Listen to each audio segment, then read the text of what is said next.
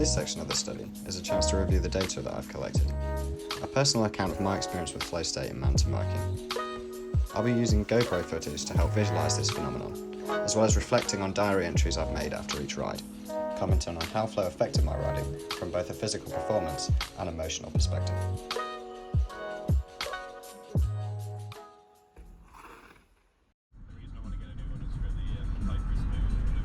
Yeah.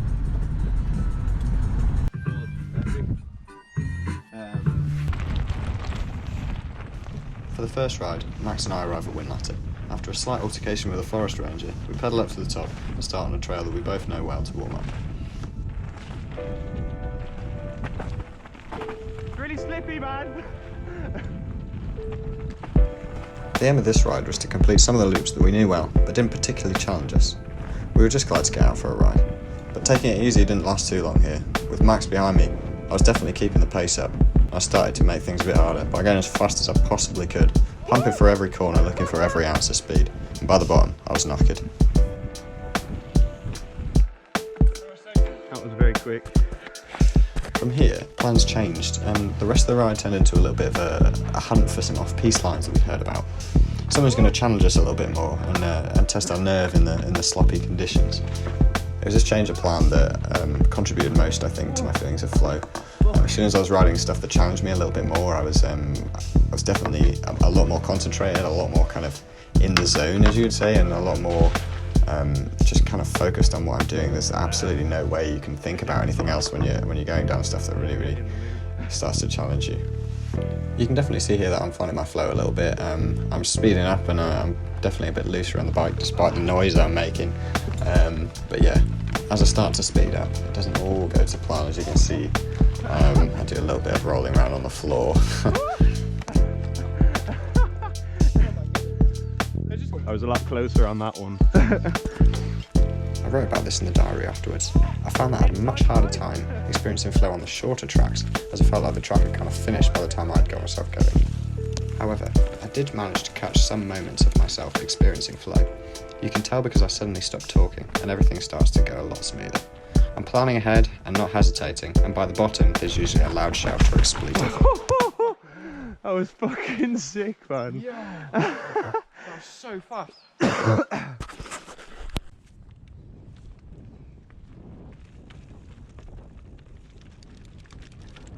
For the next ride, we go to Skiddaw.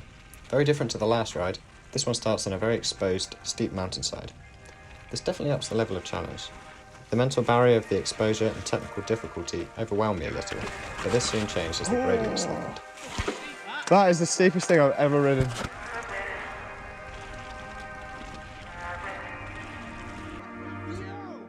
Riding with the big groups of lads always motivates me a little more, and by the time we've moved down onto Ullock Pike, I was feeling a lot more comfortable. It's great to have that instant feedback that Csikszentmihalyi talks about in his characteristics to flow. Taking optional lines and stepping up the pace here all starts to feel a lot more natural to me.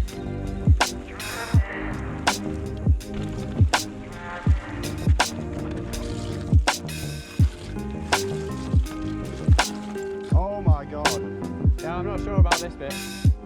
I've ridden here before, and I know there's a couple of spots that will catch me out if I'm not careful.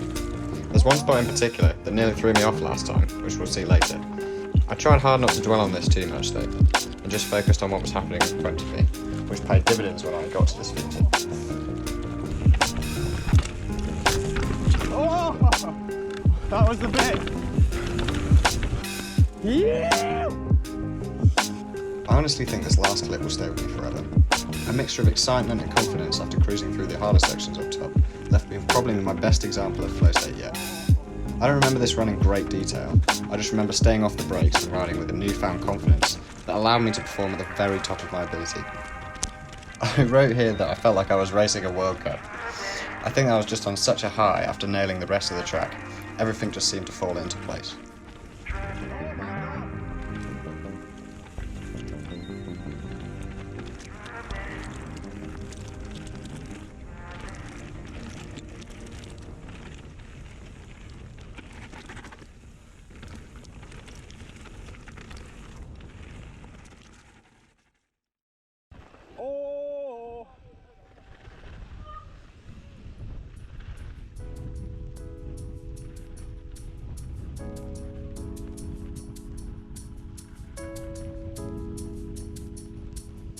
This ride at Grisedale Pike provided some very wintry conditions up top, something I'm not particularly experienced with, but did seem to bother me too much.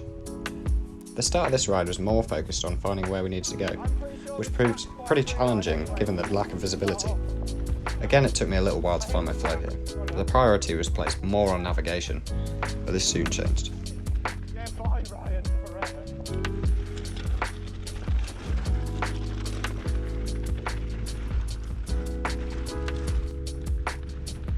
As the snow started to clear lower down, I could let myself go a little bit, growing ever more confident and switch my focus to catching up with Dan.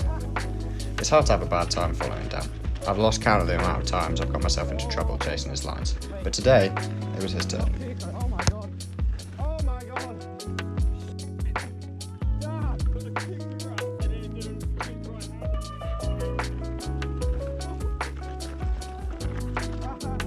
Oh my god. Dad, you f***ing animal. Oh. I wrote in my diary here that following Dan massively contributed to flow here. Following his back wheel allowed me to channel my focus well, and the sense of euphoria validified the notion of flow state. Well done. That was actually... Although I found this ride very challenging, this heightened concentration greatly and affected my performance positively. I had no idea how long this ride took, but I never wanted it to end.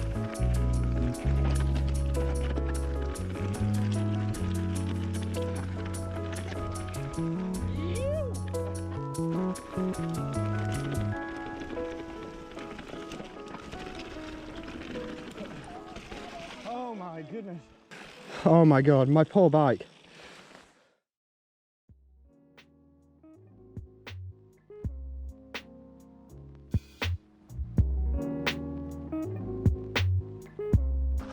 Grizedale Forest is an area I know well. Having ridden here lots and even raced here, I'm very familiar with the tracks, especially this side of the forest. Cal and I headed out with the objective of finding some off-piste lines that we knew about, something to really try and challenge ourselves.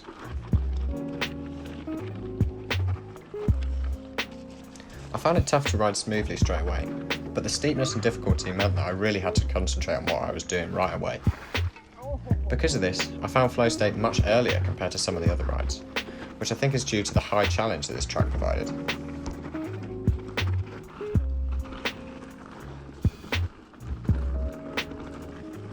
I noticed this especially on the next track. I wrote that here, I seem to enter flow state really quickly. I'd pretty much know this track inside out, and immediately comfortable, straight away, I felt that I could really push myself on this track.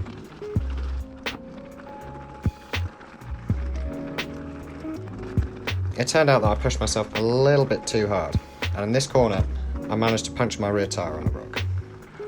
Sadly, the day ended here, as the tear on my tyre was a little bit too big to fix. This sudden change from ecstasy to anger meant for a very quiet drive home. Sorry, Cal.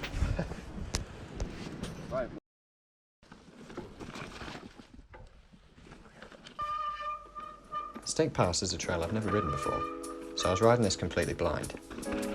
The trail does give you that big mountain feel and aesthetic, but without the exposure of something like Skiddaw. Having said that, this trail offered some really technical, very rocky sections that required a lot of bike control.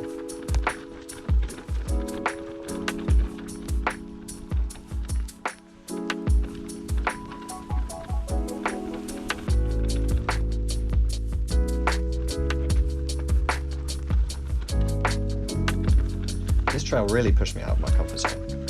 Usually, I favour a faster, purpose-built trail, so this is almost the exact opposite of what I'd usually be riding. Nevertheless, I was still able to find flow on this trail. I noted in my diary that the new challenge really added to the sense of achievement at the bottom. I never expected to ride as smoothly as I did. Somehow, I was able to ignore any worries that I had about this track. Not knowing what was ahead of me, I threw myself in the deep end and found a deep focus that helped me through the techie bits.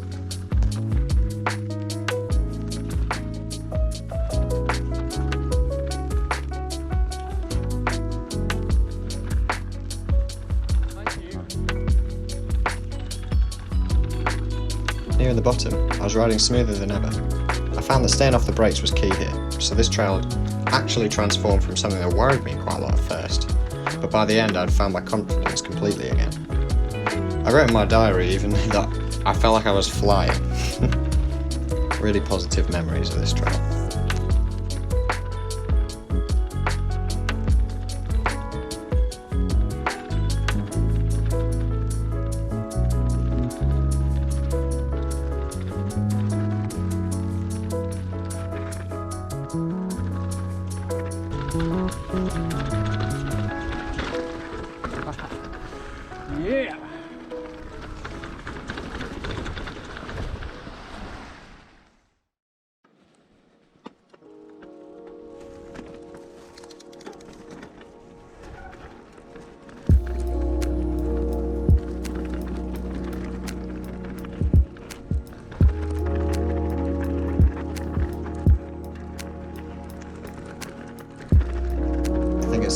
say that this is one of my favourite tracks I've ever ridden.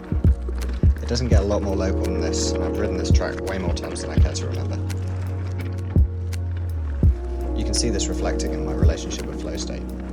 Speechless from top to bottom, I'm in my zone instantly, challenging myself more each time by going as fast as possible. Although I'm riding within my ability, and that I'm undoubtedly in my flow state, the sense of achievement at the bottom does not compare to a big mountain ride. I'd argue that flow state is less intense here.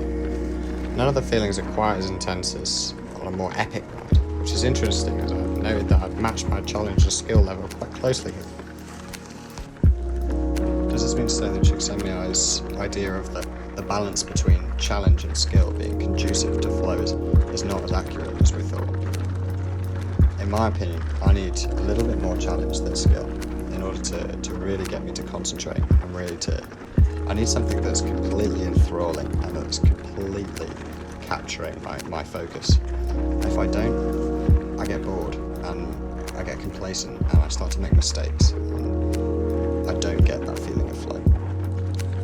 Luckily, in the videos that I've shown you, I've been riding at the top end of my ability, and so this hasn't been an issue. I wonder if I bring that challenge back a little bit to something that I'm more comfortable with riding, that I have less of a relationship with flow, and I feel that it helps my riding less.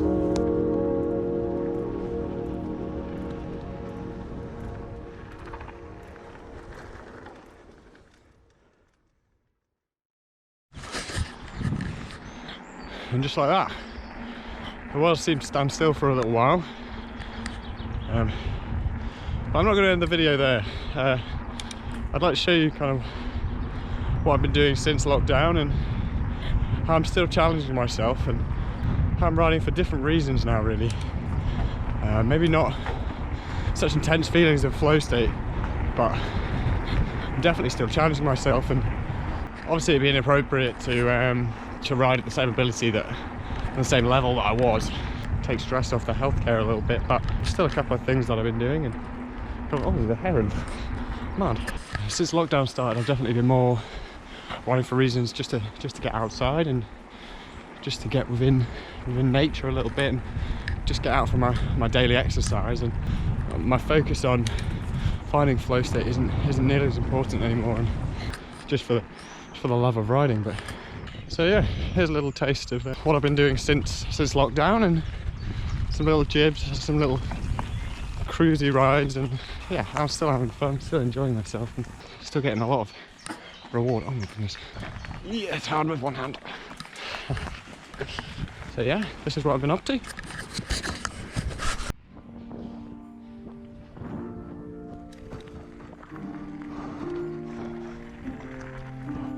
The rides I've been getting out on since lockdown have been a lot more chilled out. No gnarly trails or any big risks, just getting out for the enjoyment of cycling. I really like cycling with Molly because there's no pressure to go fast or do anything difficult. We just go out because we love bikes. It's difficult to comment on flow here, but I'd definitely say that I tick most of the characteristics of flow. I definitely didn't really know how long I was out, and I definitely felt a big sense of reward afterwards.